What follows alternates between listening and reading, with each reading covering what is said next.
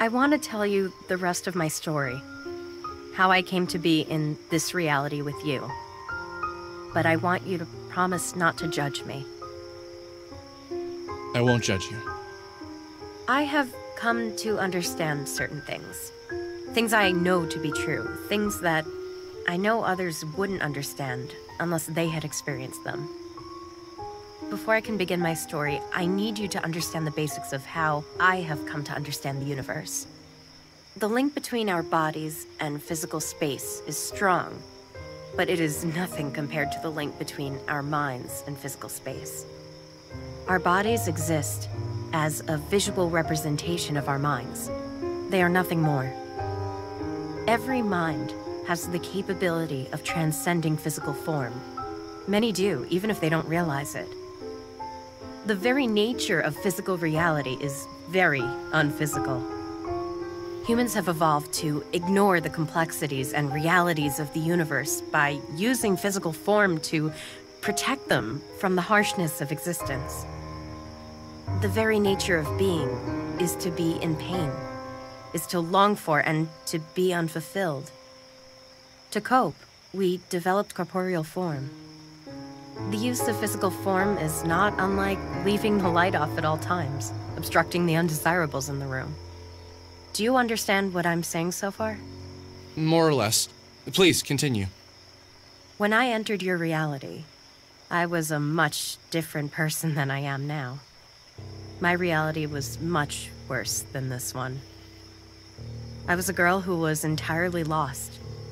From a young age, people thrust their expectations on me. They believed I was destined for artistic greatness. I was a child prodigy in many ways. I had peaked by my early teens, and I was no longer able to perform or create at a level that could match the adults around me. I was, for all intents and purposes, a disappointment. Picture for a moment being a young girl who can't do wrong. Everything I created, everything I said impressed those around me. I was the perfect child artist, but that's all I ever was.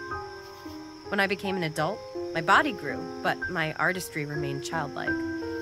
I considered quitting piano, considered removing myself from art altogether, but something pulled me back. Somewhere along the course of my life, I had developed an artist's mentality.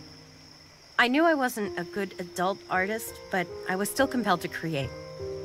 And with each new thing I tried, I continued to disappoint those around me. It was May 22nd, 1996, when I met the man who would fix this for me. At 3:02 a.m., I walked into a music club in the city.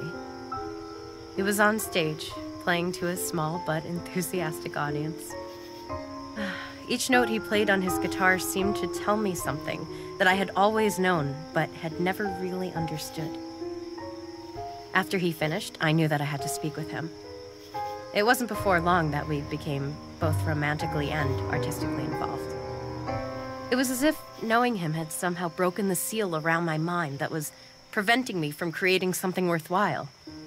The lack of refinement to his playing freed me from the confines of rhythmic and artistic regularity. I don't mean to suggest that he was lacking in technical refinement, just that a certain jubilation came through in his playing that I had never experienced. Our relationship was like a whirlwind of physical and emotional affection. Never had I given myself to someone so literally and spiritually before.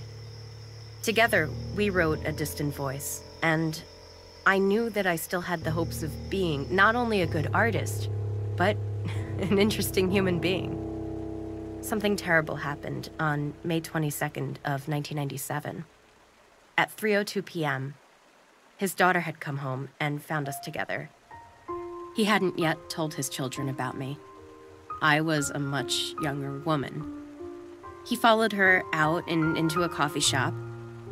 I waited for them to return, hating myself more and more for entering his life and making it difficult. I waited there until 3:02 a.m., completely beside myself. And the strange thing is, he never returned. He never came back into his own apartment. I stayed there for a few days, knowing he'd have to come back eventually. And he simply never did. I called his friends, I called his manager, and they all said they hadn't seen him. Just like that, he slipped through the cracks of my reality and never returned. And you never saw him again? I did. It was May 22nd, 1998, 12:01 p.m. A minute into the first concert I had put on since his disappearance. I had refused to do our music live or release A Distant Voice until I had seen him again.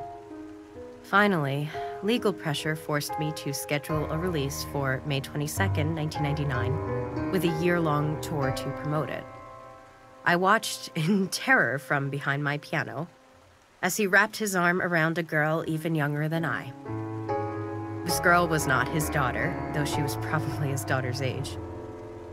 I left the stage and receded into myself.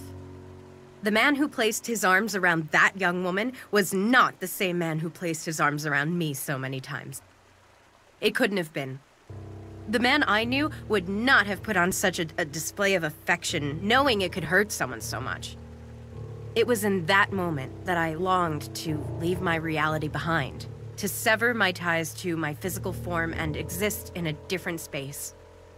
For many days, nights, minutes, seconds, I sat in my bed, slowly drifting further into my own depression, slowly pulling my mind from my body.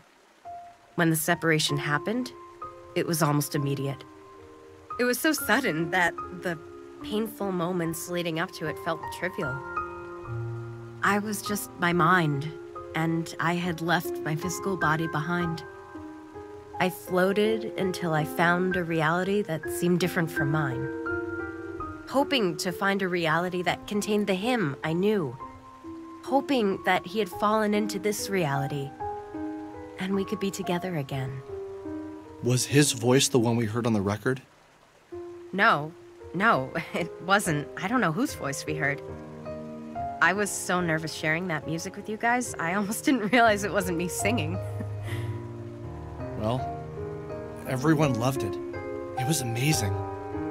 Really? I can never tell what people think when I show them my songs. Well, what should we do now?